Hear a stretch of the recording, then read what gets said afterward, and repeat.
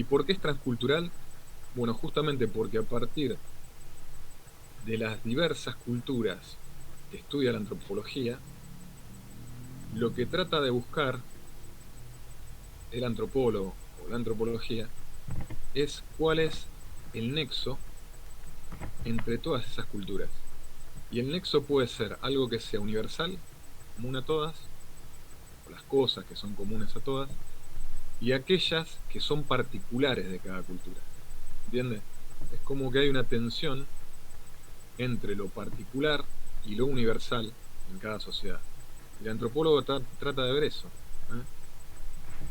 ¿Qué tienen en común? ¿Qué tiene en común el ser humano más allá de todo espacio y todo tiempo?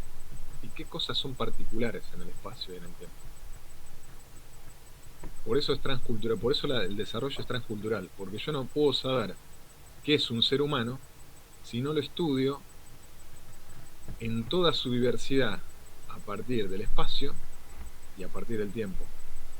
Yo no puedo decir que, a ver, el ser humano culturalmente es como el latinoamericano.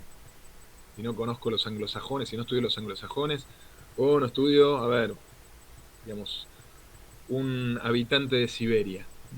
Tampoco puedo decir que es lo mismo si yo no hago un análisis temporal, ¿no?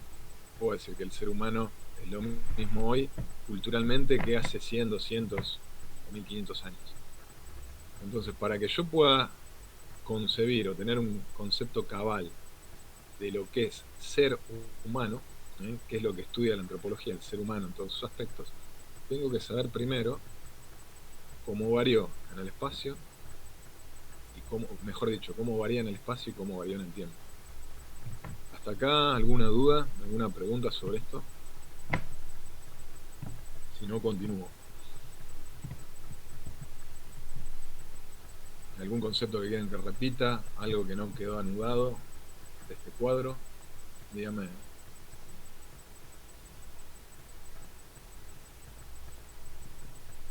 Bueno, en el párrafo 5 al 8, que va a hablar de la diversidad humana, texto, van a ver que da tres características sobre la diversidad humana. Acuérdense que la diversidad humana es lo que recién dijimos, que es el objeto de estudio de la antropología sociocultural, ¿no? Ver cómo se da y cómo varía la humanidad en el espacio y en el tiempo. Entonces, esa diversidad humana es el objeto de estudio, como bien dijo antes. Se tiene que hacer una investigación holística para que haya algún tipo de resultado.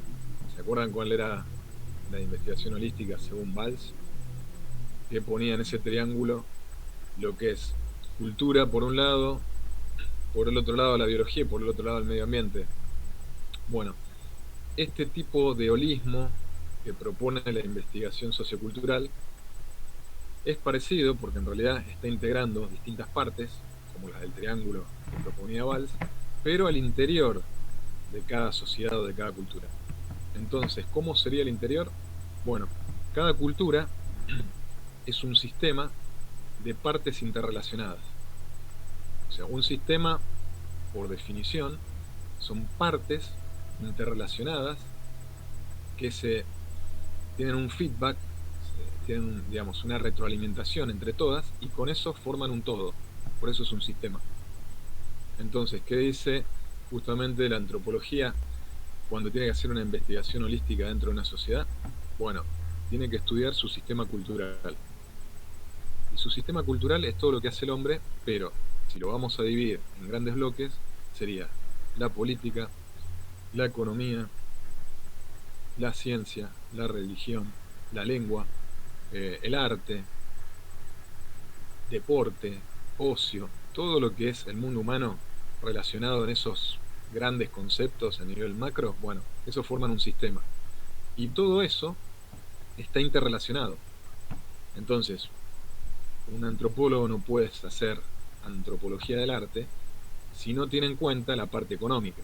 O sea, el arte está relacionado con lo económico y lo económico a la vez con lo político. Entonces ahí empezamos a hacer un cuadro de relaciones.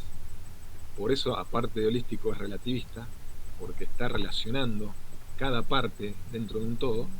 Entonces, yo no puedo entrar a hacer investigación de algo particular si no tengo en cuenta todas esas partes que están influyendo en el todo cultural y que de alguna u otra manera me van a dar pautas de causa-consecuencia sobre lo que yo estoy analizando y estudiando en el campo.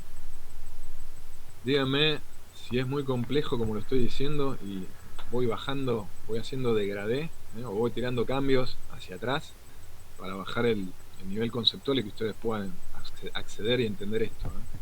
Díganme, párenme por favor. Profe, sería que aparte de tener en cuenta la triada que propone Valls, es decir, la cultura, el ambiente y la biología, se debe tener en cuenta también el interior de ese triángulo que es el sistema cultural. Es decir, Exactamente, dentro de ese mismo sistema exactamente, cultural se van a encontrar estas distintas,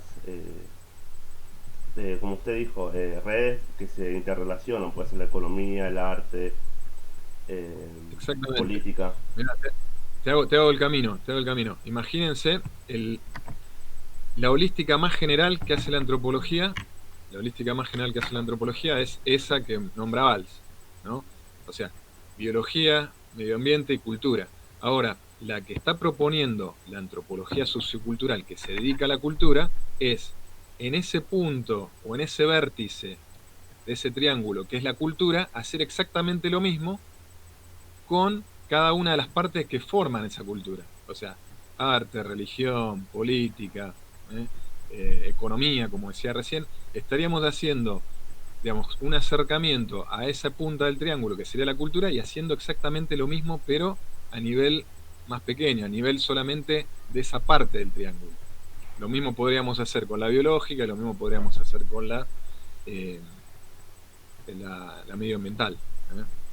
Es como una especie de mamushka, ¿no? Que uno se va metiendo y va yendo hacia abajo y va descubriendo, bueno, el holismo también es a nivel macro y después vas a cada una de las partes y vas haciendo lo mismo hacia adentro. Es decir, tener un holismo pero a nivel micro. Claro, exacto, a nivel de cada una de las partes. O sea, viste, las primeras partes de ese triángulo son esos tres elementos. Uno es el cultural. Bueno, cuando agarro el cultural, hago lo mismo con la cultura hacia adentro. Entonces, el trabajo holístico siempre se da. O sea, va de lo macro a lo micro. En este caso sería sobre la cultura, por eso dice investigación holística, ¿no? Entonces, y a ver, lo voy a dejar porque hay gente que está tocando la puerta para entrar a la sala, si no la voy a dejar afuera. En un momento.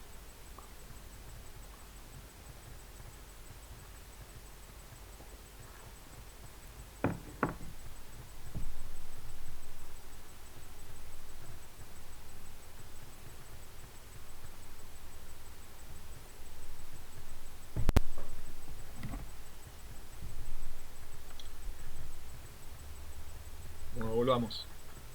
¿Se sigue viendo ahí? Sí, Sí, profe. profe. Bárbaro. Bueno, el último punto es cultura de adaptación. Esto es muy, muy parecido a lo que ya habíamos visto en Valls. ¿Se acuerdan? Que la cultura tiene una relación íntima con la adaptación, porque la cultura sirve como instrumento, le sirve al ser humano como instrumento para adaptarse mejor a su medio. Entonces, al ser esta especie de segunda vida adaptativa que tiene el ser humano, distinta al resto de los seres vivos, puede decirse que su adaptación, aparte de ser por selección natural, como el resto de las especies vivas, también tiene una adaptación cultural, que es la herramienta con la que va transformando el medio ambiente, lo va transformando a necesidades propias.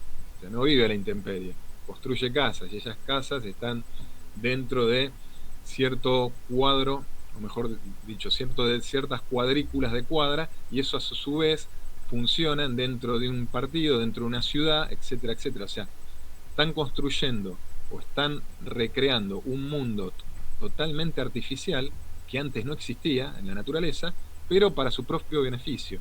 Eso es lo que es la cultura. O sea, transformo y creo en función de yo poder adaptarme o acoplarme mejor a mi medio ambiente. Para eso utilizo la cultura. Ojo, no se confundan que hay más de 930 y pico definiciones de cultura hasta el año 2002. Varían, como hablábamos recién con el compañero de qué es la civilización, bueno, con cultura pasa algo parecido porque es un término bastante complejo, multifacético. Entonces, bueno, yo les estoy dando, digamos, una definición casi en relación a la biología, ¿no? Sirve para adaptarse al medio ambiente, le sirve al ser humano para adaptarse al medio ambiente. Por ahora, quédense con esa y con la que dice, con las dos que da Kotak en el capítulo 2. En el párrafo 9 al 14 van a encontrar un subtítulo que dice Antropología General, y hay 4 cosas importantes que dice ahí. Básicamente, para Kotak, hay 4 ramas o 4 subramas de la ciencia antropológica. La sociocultural, que es la que estamos viendo con él, con Kotak. La biológica, que en parte la vimos con Valls. La arqueológica, que yo justo hoy subí la clase, con los textos, sería la última subrama. Y él nombra la lingüística. La lingüística es importante, y básicamente era importante hace mucho tiempo atrás para los antropólogos, porque tenían que ser, aparte de tener las herramientas necesarias para estudiar los distintos ámbitos de la vida humana, tenían también que tener conocimientos profundos en lingüística. ¿Para qué? Para poder ir a aquellas sociedades totalmente exóticas y fuera de Occidente y poder empezar a construir o reconstruir el lenguaje de culturas que a lo mejor no tenían ni gramática, ¿no? Entonces, ¿cómo hacía el antropólogo para empezar a entender o hacerse entender, poder comprender una cultura si no podía entrar por el lado más básico, que es el simbólico, ¿no? O sea, la lengua es una construcción simbólica, y para encontrar justamente algún tipo de rédito simbólico y poder conocer una cultura es solamente a través del lenguaje. O sea, imagínense que todo lo que ustedes saben sobre el mundo y lo que saben de los demás es a través de información que han recibido. Me animaría a decir que el 90% de lo que ustedes saben no es por lo que vieron, sino por lo que escucharon y por lo que leyeron. Entonces, si uno es a partir de la información que va recopilando, esa información viene a través del lenguaje, escrito o oral. Entonces, si yo no conozco el lenguaje de una sociedad, voy a poder entrar en un 10% en su conocimiento. ¿Entiende cuál es la relación? Bueno, los antropólogos tenían que reconstruir gramatical y lingüísticamente estas sociedades. Entonces, si no sabías de lingüística, no eras antropólogo.